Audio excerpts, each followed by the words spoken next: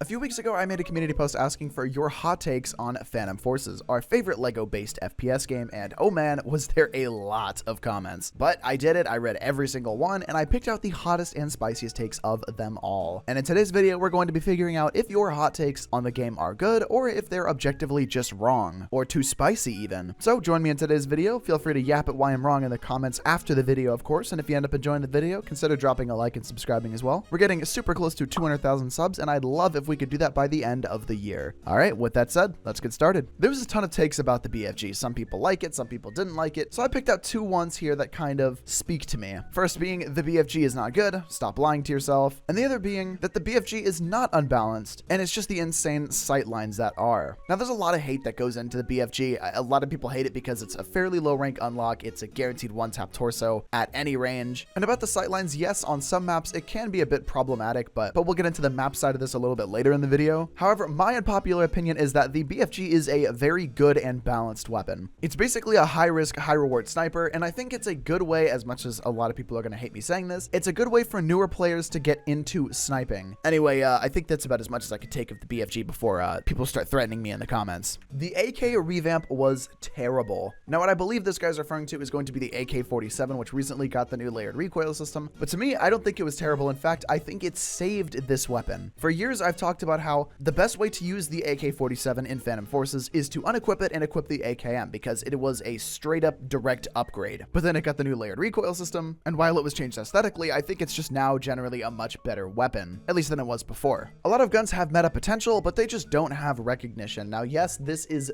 very, very true. There's a lot of guns in the game that are incredibly overpowered and are just way overshadowed by other stuff for one reason or another. The biggest example that I can give of this is the L22. While being probably the ugliest weapon in the game, it's only a level 22 unlock, has obscenely low recoil even with 0 attachments on it, and it has 24 minimum damage. Kind of crazy. And this is a weapon that I'm surprised more people just haven't found yet because it's insanely overpowered. Snipers are slowly ruining the game. I feel like most people in the lobbies are using snipers, and on Desert Storm that number is even larger. As far as snipers ruining the game, I would say that's completely wrong. I think snipers are kind of in the best state that they've ever been in my opinion. A lot of them are unique, a lot of them have had rebalances, and it really does have its own unique playstyle considering how fast Phantom Forces generally is. Though as far as your take on Desert Storm, I can understand it. There are a lot of snipers on Desert Storm, but you know what's cool? There's a server browser and you can pick your favorite map to play. If you like Desert Storm but just hate the sniper aspect of it, unfortunately there's not too much that you can do about that other than just try and play corners. Movement in Phantom Forces is not actually that interesting. You slide cancel and go faster, and you get a quote really scuffed and awkward double jump.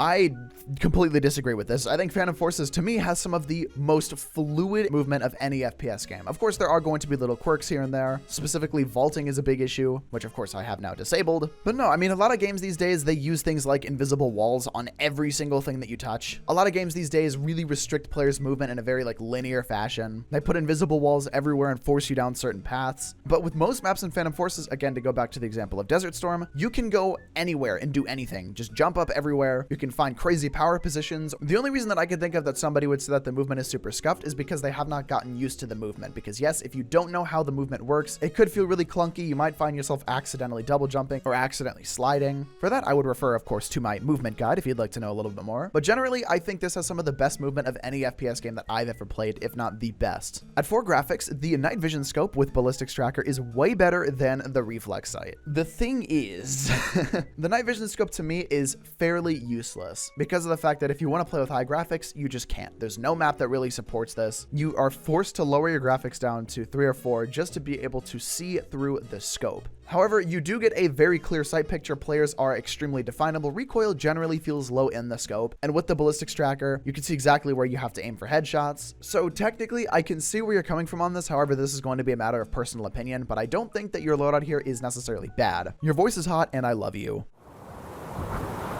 What? The M4A1 is a good gun. And to tie onto that as well, there was another comment saying that the rank 0 guns are some of the best guns in the game. And yes, both of these takes are very much correct. As far as specifically the M4A1 goes, you get pretty solid closer up damage, which it's a carbine, it's meant to be used up close. And range damage is not necessarily bad, but it's very average for a weapon in this category. Recoil is also fairly low for this weapon, being again a level 0 weapon. Fire rate is generally high. It's just a good starting point for getting into the game. But also the other level 0 weapons are fantastic. fantastic. The intervention is a level 0 sniper. It's in the best state that it's ever been in. The MP5K is one of the best SMGs in the game, and it's completely free to unlock. And we absolutely do not talk about the Colt LMG. The Steyr sight is underrated. Now, my favorite part about this comment is the reply of a man saying, "Who let this man cook?" Because no, the Steyr sight is the worst iron sight in the game. Steven's DB with slugs is better than BFG in terms of one-tap range for torso. Now, if we're comparing direct damage, this is factually incorrect. While yes, both weapons do one-tap torso, technically there's a couple layers to this. If you don't know, the Steven's DB has a burst mode where it fires both shells at once, and with slugs, it does one-tap torso at maximum range just like the BFG does. Though you're getting a lot less muzzle velocity on the Steven's DB, so you much more have to compensate for players moving in the distance and bullet drop-off, and it also has much less penetration as well. So really, it's just a matter of preference. Only a small amount of bolt-action rifles are really good and technically make the other ones useless. So essentially, what bro is saying is why use the Mosin whenever you can use the M1903. That's basically what he's saying here. And technically, yes, this is true. However, it's true to the extent that if they just copied and pasted the stats for every weapon, people wouldn't use them. However, it doesn't mean that weapons are useless. It just means that some are just generally better than others. But every weapon in this game has its use. And hey, if you like the Mosin, you'll like the Mosin. You're not going to be upset. If you like the Springfield, you like the Springfield. You're not going to be upset. Even though one is objectively better than the other, stats-wise. PF has very bad updates in terms of what weapons they add. They have very obscure things like Can Cannon and SAS 308, but cannot have the Garand. It is true, people have been asking for an M1 Garand for literally years. And while to me, I would say it's free money for the devs. People would buy credits for this. People would use their credits on this. People would use it like crazy because it would be a cool thing to see in game. Much like a lot of other things like a Scorpion Evo or an MP9 or an XM8. These things would be extremely cool to see in game. However, my argument to this is that I do like seeing some silly stuff in the game. I like the fact that this is not like some crazy hardcore FPS game where like everyone's got the same meta M4A1 build or whatever. Like you can still play good with things like the Can Cannon. You can still get kills with it. Or even the Boxy Buster for that matter. It's just a fun little side thing. Now to me, the SAS 308 is a waste of development time and the worst thing in the entire game and completely useless no matter what. But I'm sure your point stretches out to things like the GB22 or Zip22 Can Cannon like you said. However, I think it's good to have these because it's a nice little break from the like monotonous metas that you see generally pop up from time to time. Most guns in the game are virtually the same stats wise. I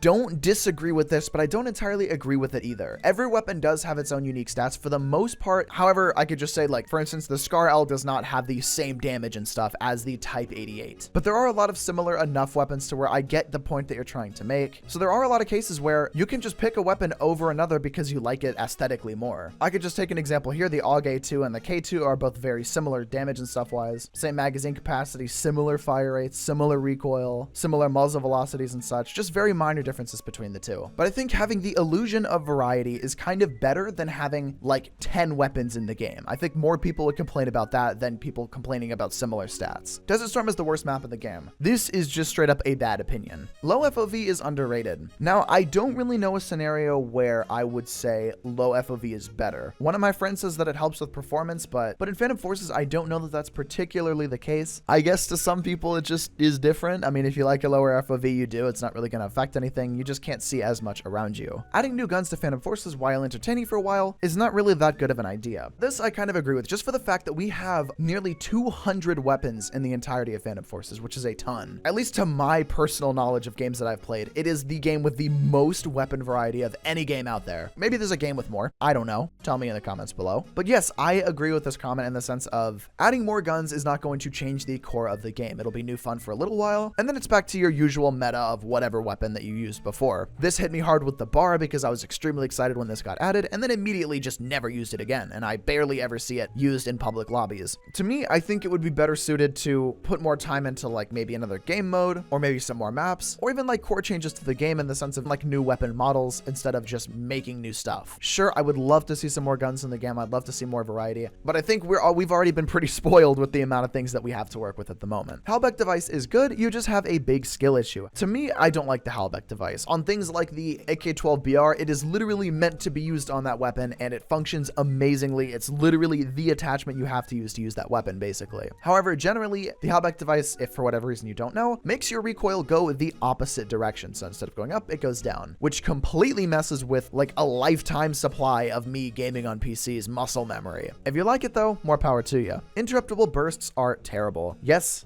I agree with this. I think interruptible burst is just disgusting. If you don't know what that is, things like the M16A4 have it, where essentially if you hold left click, you fire your whole burst. But if you tap left click, you fire single shots. And then if you want to fire your next burst, you'll have to fire the next 2 shots, and then you can do a 3-round burst again. It would be fine if it was like, okay, you can tap with this, and then you can also immediately fire a 3-round burst, but no, you have to finish each burst individually before you can get a full 3-round burst again. So if you're someone who likes to spam left click, or if you're not used to timing bursts, it can really mess up how you're firing the weapon. Luckily, this is contained to a handful of weapons as opposed to every burst weapon. However, I really don't like this method of bursting. There is not a single no recoil setup in Phantom Forces. So yes, this is actually factually true. There is not a single setup that you can build in the entirety of Phantom Forces that has 0 for all of the recoil numbers, giving you essentially what you see on screen, 0 recoil. You can build setups like the upcoming 22 caliber on the L22, which I think most of the community would deem no recoil, but it's not quite the 0 recoil that you get whenever you reset all the stats for a given weapon in the Phantom Forces Weapon Labs place. So sadly, I don't think we'll ever see the true 0 recoil setup.